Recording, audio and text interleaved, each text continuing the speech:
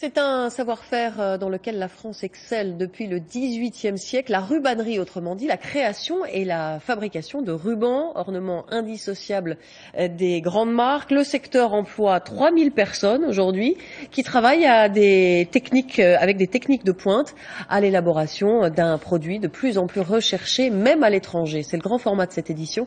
Il est signé Catherine Rougerie et Pierre Beretta. Du rouge, du bleu, du bordeaux, du vert. Les rubans des paquets cadeaux sortent le grand jeu. Ils finissent pourtant mal, en général. Quand vous recevez un cadeau, qu'est-ce que vous en faites des emballages? Eh bien, je les jette, parce que j'ai la manie de tout jeter. Moi, je jette directement. Je vais à la poubelle. Mais parfois, des rescapés. Ça fait partie du cadeau, c'est décoratif, c'est bien fait, c'est joli. Du coup, voilà, on les conserve.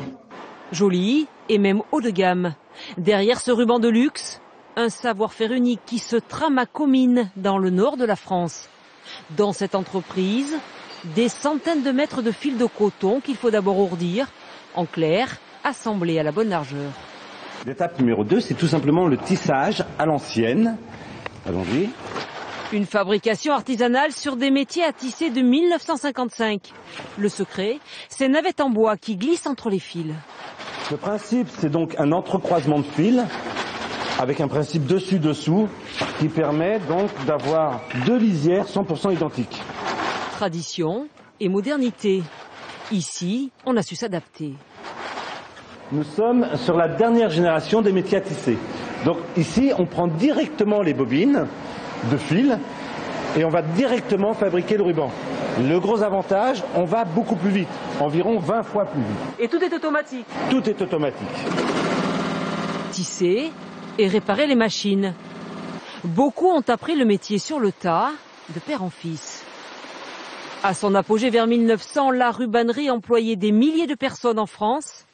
2 régions dominaient le marché, dont Saint-Étienne pour le ruban de luxe et de la mode. La cité stéphanoise et sa région montrent un des aspects du développement économique de la France. Les articles qui ont fait sa réputation européenne, notamment l'industrie du ruban, continuent aujourd'hui plus que jamais d'affirmer sa renommée. La ville de Comines était-elle considérée comme la capitale mondiale du ruban utilitaire pour les emballages? Aujourd'hui, cette PME de 40 salariés est l'une des rares survivantes. Ses atouts, des coloris à l'infini, des impressions au dixième de millimètre. C'est une impression en relief de rure laquée, donc sur un support voilé, qui est différent que sur le coton. Vous voyez cette brillance, cette finesse, c'est du travail de style.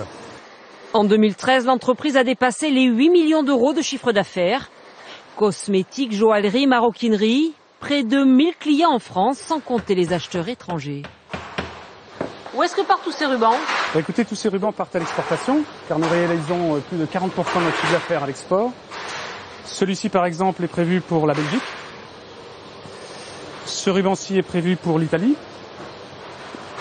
Et celui-ci, prévu pour un des nouveaux pays émergents, Dubaï. Qualité des impressions en relief or, très recherchée par ce pays, et qui nous permet d'avoir un développement à fort potentiel. L'ouverture d'un bureau au Japon est prévue d'ici la fin de l'année. Le Made in France n'a pas fini d'emballer. Profitez